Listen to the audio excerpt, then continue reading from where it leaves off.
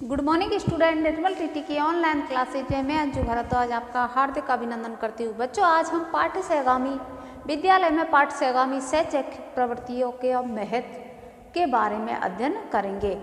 अक्सर विद्यालय में कहा जाता है कि शिक्षकों का दायित्व होता है कि बालकों का सर्वांगीण विकास करना, लेकिन शिक्षक का ही दायित्व नहीं है इसमें बालक का सर्वांगीण विकास के योग में बालक की रुचि, बालक के गुण, बालक की अभिवृत्ति, बालक की अभिरुचि, इन गुणों का होना भी बहुत जरूरी है। बालक के विकास में केवल शिक्षक द्वारा दिए गए निर्देशन के साथ साथ पाठ्य से आगामी की जो क्रियाएं हैं, जो गुण है, वो बालकों के अंतर्गत होने चाहिए। हमारा देश क्या है? प्रजातांत्रिक देश है। एक प्रजातांत्रिक देश में बालक का सर्वांगीण विकास ही सर्वोत्तम उसका स्रोत या प्रमुख स्रोत माना गया। उसको सभी विषयों में आना चाहिए, उसको विषयगत ज्ञान भी होना चाहिए। एक्स्ट्रा करिकुलम जो होती है, सहगामी क्रियाएं होती है, उनमें भी बालकों की रुचि होनी चाहिए।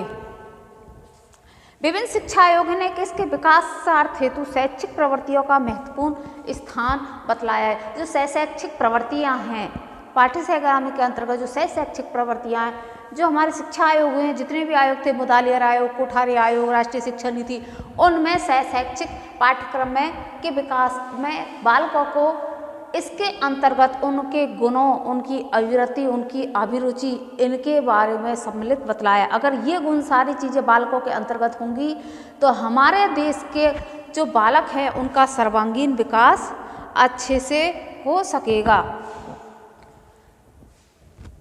पाठ्यक्रम की पूरक होने के साथ साथ बालक की उन क्षमताओं को विकसित करने में सहायक होती है जो सफल व्यावहारिक जीवन को व्यतीत करने में सहायक होती हैं। ये सामाजिक गुणों का भी विकास करती है। जो रटंत विद्या में विषयगत ज्ञान को बालक जानता है तो ये सामाजिक गुणों का भी विकास करती है। जब बालक एक साथ समूह में रहकर दूर दराज के बालक आएंगे तो एक दूसरे में भाईचारा बढ़ेगा, सद्भावना बनेगी, आत्मीयता होगी, नेतृत्व क्षमता का गुण होगा, तो सामाजिक गुण ही तो हो गए। व्यवहार में परिवर्तन लाना क्या शैक्षिक गुणों के अंतर्गत आता है। शिक्षा का उद्देश्य भावी नागरिकों का सर्वांगीण विकास करना है। पाठ्य से आगामी क्रियाएं बालक के सर्वांगीण विकास के प्रमुख स्रोत है।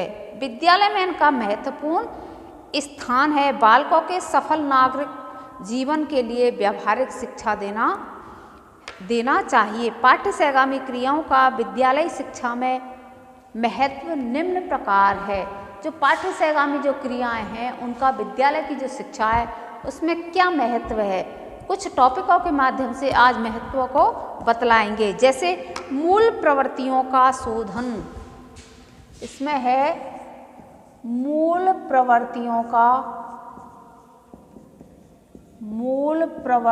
का शोधन। बालक की जो मूल प्रवृत्तियां होती है, जन्मजात से ही जो मूल प्रवृत्तियां होती है उनका शोधन करना, परिष्कृत करना, परिमार्जन करना, किसके द्वारा? शैक्षिक प्रवृत्तियों के द्वारा। अगर बालक गलत रास्ते पर जा रहा है, कोई बालक अपनी एक्स्ट्रा करिकुलम, एक्स्ट्रा जो एनर्जी है उसको कहीं गलत रास्ते पर नहीं लगाते हो, बालक को शैक्षिक क्रियाओं में, प्रतियोगिता में, खेलकूद में, नौका में, बास्केटबॉल, क्रिकेट और जो नृत्य संगीत, इनमें लगा दो तो बालक की जो मूल प्रवृत्तियां उनका परिष्कृत और परिमार्जित हो जाएगा। किशोरावस्था में शारीरिक विकास के साथ साथ बालक की विभिन्न प्रकार की ग्रंथियों का विकास होता है, जिसमें मनोवैज्ञानिक आवश्यकताएं बढ़ती है तथा सांदिक प्रेरणा की प्रबलता होती है। इस अवस्था में यदि उसे सुनिश्चित मार्गदर्शन नहीं मिलता है तो वह अवांछनीय मार्गों पर चलना प्रारंभ कर देता है और अपना जीवन बिगाड़ लेता है। मैंने कहा है मूल व्यवहारिक रूप से एक तौर पर बालक गलत रास्ते पर ना जाए। किशोरावस्था के टाइम में बालक की जो अवांछनीय प्रवृत्ति है वो और परिमार्जित करते हुए उन प्रवृत्तियों का शोधन करने के लिए हमें कहीं बालक गलत रास्ते पर न चल दे, इसलिए उनका शैक्षिक प्रवृत्तियों के अंतर्गत उनका ध्यान रखना चाहिए, उनको पार्टिसिपेट करवाना चाहिए, जिससे बालकों का ध्यान गलत दिशा की ओर न जाए और बालकों का सर्वांगीण विकास हो सके। पाठ्य सहगामी क्रियाओं से उनके समूह का सदस्य बनकर कार्य करने की प्रवृत्ति का विकास होता है और उनकी मूल प्रवृत्तियों का शोधन या मार्गान्तीकरण होता है। अतः स्पष्ट है किशोर की मूल प्रवृत्तियों का उचित विकास, शोधन, परिमार्जन, मार्गान्तीकरण पाठ्य सहगामी क्रियाओं से होता है, जो उसके व्यवहारिक जीवन में लाभप्रद है। आक्रामकता, आत्म प्रदर्शन, जी हाँ, पाठ्य सहगामी क्रियाओं से उनका क्या क्या करना है हमें? परिमार्जन, शोधन, परिष्कृत, बालक की जो मूल प्रवृत्तियां हैं उनको, जिससे बालक के जैसे आक्रामकता, आत्म प्रदर्शन, सामूहिकता, आक्रामकता, सामूहिकता, आक्रामकता, सामूहिकता और संचय, जिज्ञासा, नेतृत्व एक साथ संचय, जिज्ञासा मूल प्रवृत्ति है इनका। बालक का एक साथ रहकर इन सारी चीज़ों का परिशोधन एवं परिमार्जन किया जाता है। किसके द्वारा? शैक्षिक प्रवृत्तियों के द्वारा। बालक की मूल प्रवृत्तियों का शोधन। बालक एक साथ रहेंगे तो व्यवहारिक रहेंगे, एक दूसरे की हेल्प करेंगे, एक दूसरे का सहयोग करेंगे, तो बालक की जो अवांछनीय प्रवृत्ति है उसको प्रेरणा नहीं मिलेगी। एक साथ कार्य करने की मूल प्रवृत्तियां खेलकूद, व्यायाम, समाज सेवा, वाद विवाद के क्रियाकलाप द्वारा समाज विधि से प्रकट होती है। विद्यार्थियों की ये पशुवृत्त प्रवृत्तियां शोधित, मार्गान्तीकृत होकर उसका विकास करती है और एक सुनागरिक बनती है। अवांछनीय क्रियाओं को दूर करने के लिए बालक को ऐसी क्रियाएं कराए, समूह में रखते हैं, संचय प्रवृत्ति, जिज्ञासा, एक दूसरे की भावना, खेलकूद, प्रतियोगिता, तो बालक की जो अवांछनीय प्रवृत्ति है वो पशुवत प्रवृत्ति को दमित करते हो, परिमार्जित करते हो, सामाजिक कार्य के लिए लगा देना, तो बालक का परिमार्जन, परिशोधन होगा। अगला जो महत्व है वो है नंबर 2, शारीरिक विकास। शारीरिक विकास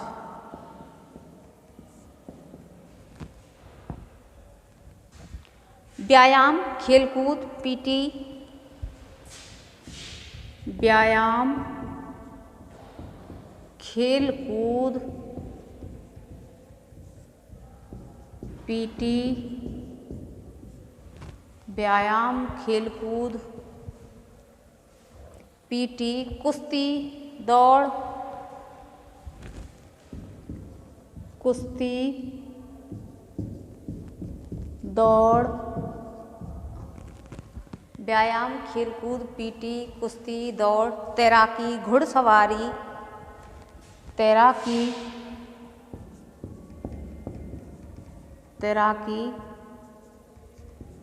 घुड़सवारी, तैराकी, घुड़सवारी, एनसीसी आदि से विद्यार्थियों का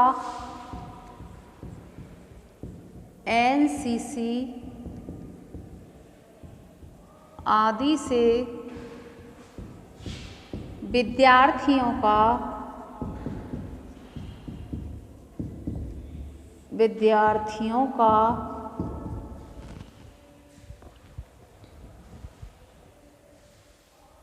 शरीर पुष्ट बलिष्ठ स्फूर्ति में बनता है। शरीर पुष्ट बलिष्ठ स्फूर्ति में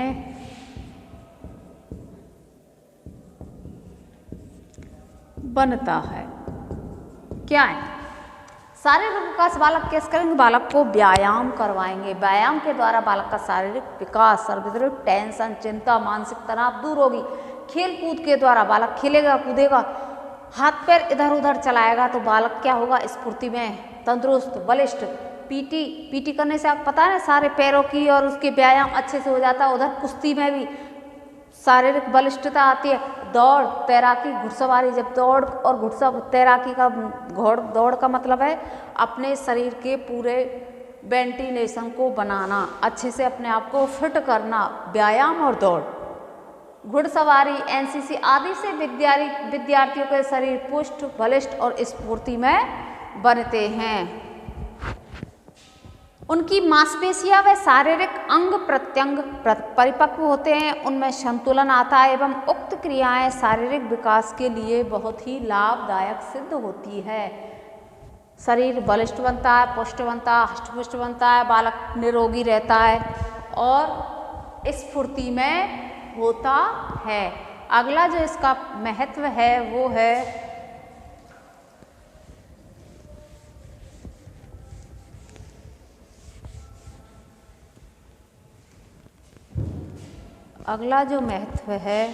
बौद्धिक एवं मानसिक विकास। बौद्धिक एवं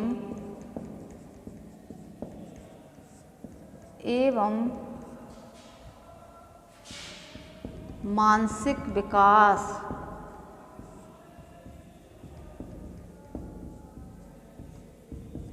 बौद्धिक एवं मानसिक विकास। अब इसके अंतर्गत क्या क्या आएंगे, जैसे वाद विवाद, भाषण, निबंध लेखन। बौद्धिकता का ही तो काम है वाद विवाद करना। वाद विवाद, भाषण, निबंध प्रतियोगिता, ये भी इसी का पार्ट है।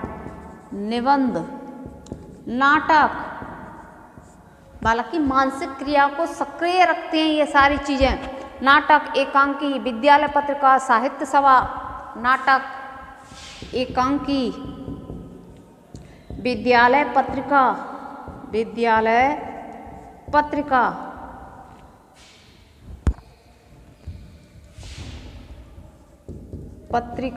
साहित्य सभा,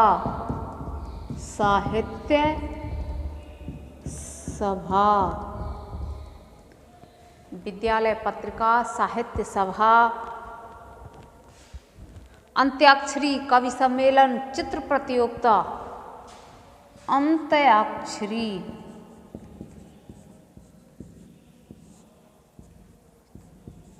चित्र प्रतियोगिता इत्यादि।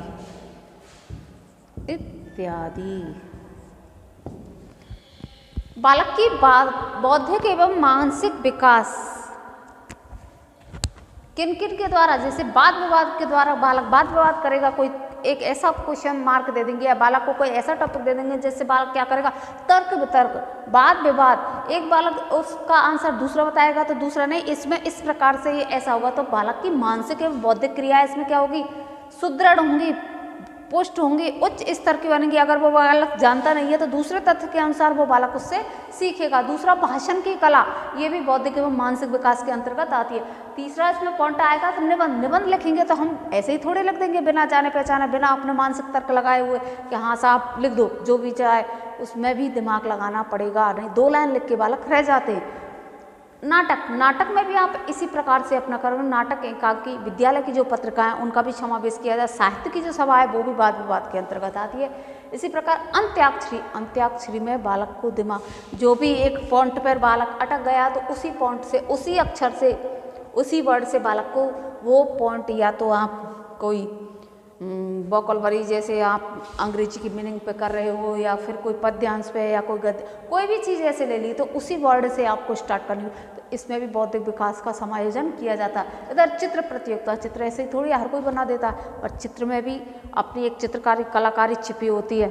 सृजनशील बालक जैसे आपको पढ़ा रहे थे, क्रिएटिविटी, तो बौद्धिक एवं मानसिक तर्क का ही तो समायोजन होता है। इसमें विद्यार्थियों का बौद्धिक एवं मानसिक विकास होता है।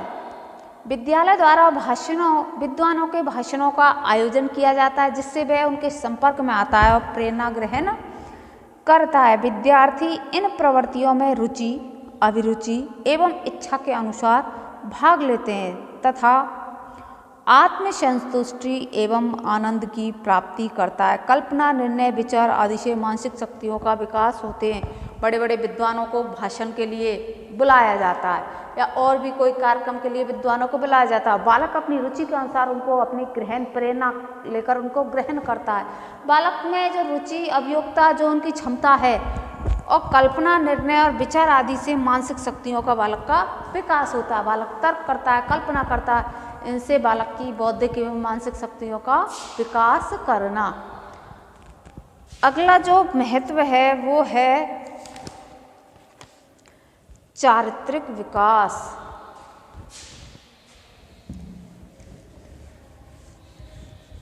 पाठ्यसेगामी की जो क्रियाएं हैं, ये सारी पाठ्यसेगामी की क्रियाएं के अंतर्गत आती है, विषयगत ज्ञान के अंतर्गत थोड़ी आती है। सेगामी है को करिकुलम है। चारित्रिक विकास,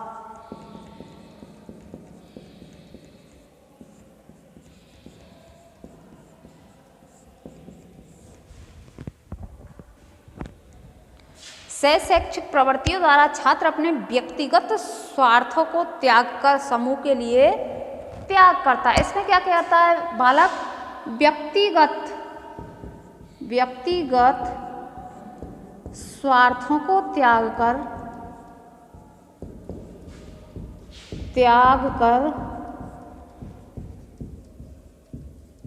समूह में निस्वार्थ भाव से काम करता है। समूह के लिए त्याग करना सीखना, व्यक्तिगत स्वार्थों को त्याग कर समूह के लिए निस्वार्थ भाव से काम करना, निस्वार्थ भाव से काम करना। चारित्रिक विकास हो जाए। बालक इसमें अपने लिए काम नहीं करता, समूह के लिए निस्वार्थ भाव से अपना जो त्याग, स्वयं का जो स्वार्थ उसको तो त्याग करके समूह के लिए निस्वार्थ भाव से कार्य करना है। चारित्रिक विकास के अंतर्गत सीखता है। इसमें अच्छा बुरा चुनने की प्रवृत्ति का विकास होता है और स्वयं निर्णय की भावना विकसित होती है।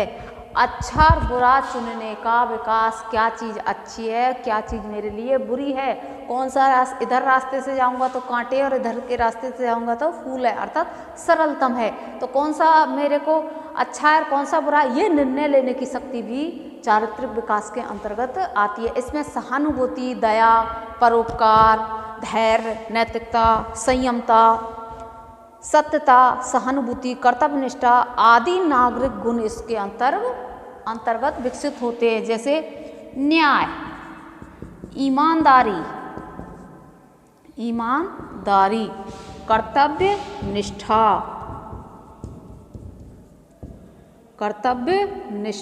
सहानुभूति,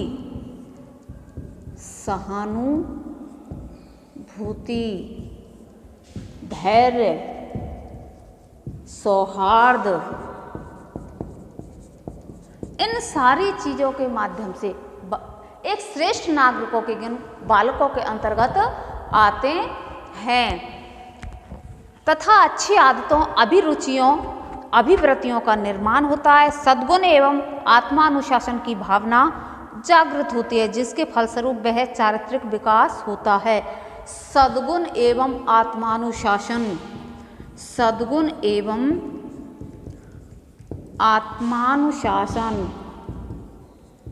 शासन की भावना जागृत होना, जिससे बालक का चारित्रिक विकास होता है। बालक स्वयं निर्णय लेता है, अर्थात परोपकार की भावना, जो ये अच्छी आदतें अभिरुचि और अभिवृत्तियों का निर्माण करती है, अभिवृत्ति और अभिरुचियों का निर्माण करती है। सद्गुण एवं आत्मानुशासन की भावना बालकों के चारित्रिक विकास में बहुत ही महत्वपूर्ण, लाभदायक सिद्ध होती है। तो ये बालक का चारित्रिक विकास है। अगला जो महत्व है, बालक इसमें किसको त्याग देता है? निस्वार्थ भाव से काम करता है। अतः व्यक्तिगत स्वार्थ होता है, जो स्वयं के स्वार्थ में अधिकांश बालक काम करते हैं, वो कार्य नहीं किया जाता इसके अंतर्गत। बालक स्वयं के स्वार्थ को त्याग कर समूह के लिए सर्वस्व रूप से न्यौछावर करता है। सद्गुण का विकास होना, आत्मानुशासन आना। अगला है इसमें पॉइंट, वो है महत्व सुनागरिकता की भावना का विकास। सुनागरिकता की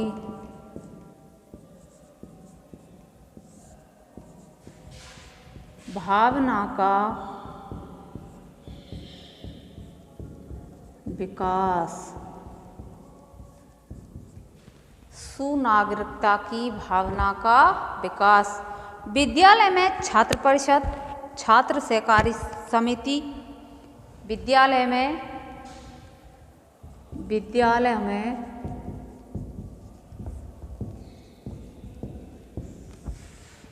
छात्र परिषद, विद्यालय में छात्र परिषद, छात्र सहकारी समिति, छात्र कल्याण परिषद, छात्र सहकारी समिति, छात्र परिषद, छात्र सहकारी समिति, छात्र परिषद, विज्ञान परिषद, साहित्य परिषद, विज्ञान परिषद, विज्ञान परिषद, इधर साहित्य परिषद,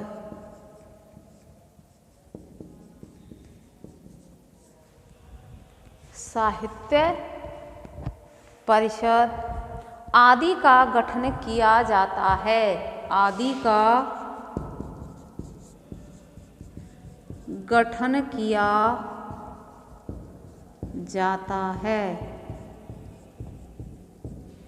क्या इसके अंतर्गत सुनागरिकता की अच्छी नागरिकता की भावना का विकास। विद्यालय में छात्र परिषद, छात्रों के एक परिषद अर्थात समिति बनाई जाती है। छात्र सहकारी समिति जिसके सदस्य छात्रों को ही बनाया जाता है। छात्र परिषद भी है। उधर विज्ञान परिषद, जैसे साइंस के जो स्टूडेंट होते उस कला के लिए विज्ञान परिषद। हेलो, हाँ भैया, अच्छा ठीक है भैया, आप मेरे से बात पर डाल दो।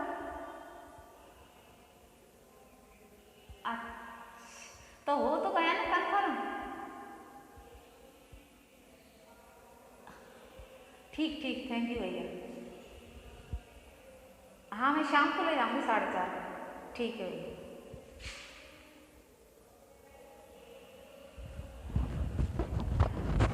छात्र सहकारी समिति, छात्र परिषद, विज्ञान परिषद, साहित्य परिषद आदि का गठन किया जाता है।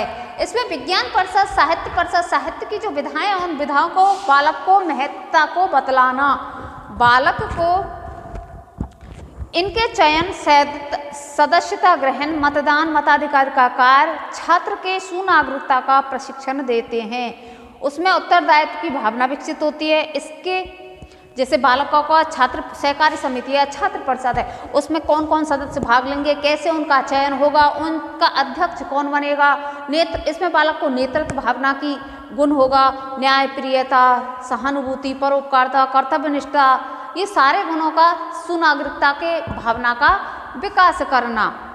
इसके माध्यम से सहयोग, नेतृत्व, सहानुभूति, दलीय भिन्नता, सद्भावना, सहकारिता आदि गुणों का सहजी विकास होता है और उसमें विद्यार्थी जीवन से ही सुनागरिकता की भावना विकसित होती है। बालकों के विद्यालय से ही, बालक जब छोटे होते हैं उसमें नागरिकता के जो अच्छे नागरिक हैं उनके जो विकास है उनका डेवलप किया जाता है। इसमें सहयोग, दलीय भावना, विद्यार्थी जीवन से नेतृत्व, सहानुभूति, नेतृत्व भावना को बालक में छोटे से ही आ जाती है, नेतृत्व की भावना। उधर सहयोग करना, इनका जो चयन किया जाता है, जैसे छात्र परिषद है, छात्र परिषद के अंतर्गत बालकों को किस किस प्रकार से चयन करना, तो बालक बचपन से ये कार्य सीख जाते कि ऐसे ऐसे बालक परिषद होंगे, ये कार्य फिर ऐसे करेंगे। इन कार्यों के माध्यम से बालक छोटे से में नेतृत्व भावना का गुण आ जाता है। दलीय जो भिन्नता होती है उसको भी बालक समझने लग जाता है, छोटा ही बालक, और सहयोग की भावना बालक के अंतर्गत आती है। तो अच्छे नागरिकता का विकास हमें विद्यालय ही से ही बालक के अंतर्गत डेवलप करने चाहिए। अगला जो इसका पॉइंट है वो है सामाजिकता का विकास। सामाजिकता के अंतर्गत जैसे बहुत सारी क्रियाएं आती है सामाजिकता के विकास के अंतर्गत। आपने देखा होगा रेड क्रॉस वगैरह समाज के लिए जो कार्य करवाते हैं। सामाजिकता का विकास, सामाजिकता का विकास। खेलकूद, बालचर कार्य, एनसीसी, समाज सेवा, खेलकूद, बालचर कार्य, सामाजिकता, एनसीसी, सामाजिकता सेवा, सामाजिक सेवा, एनसीसी,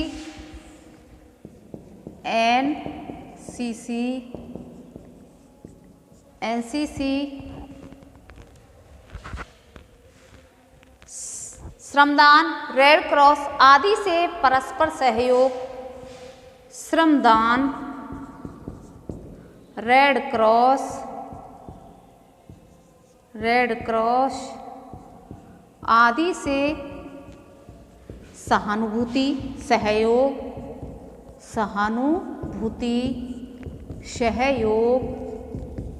नेतृत्व भावना की क्षमता, निर्णय लेने की क्षमता आदि गुणों का, सद्भावना, सहकारिता, स्नेह, नेतृत्व आदि गुणों का विकास होना।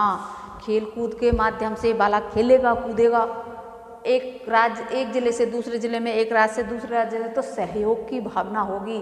बालकों के अंतर्गत सामाजिक सेवा में जैसे विद्यालय के अंतर्गत क्या आँखों के ऑपरेशन कराए जाते हैं, तो उसमें श्रमदान करते हैं। शारीरिक अपना जो जितना भी कार्य होता है वो बालक इसमें श्रमदान के माध्यम।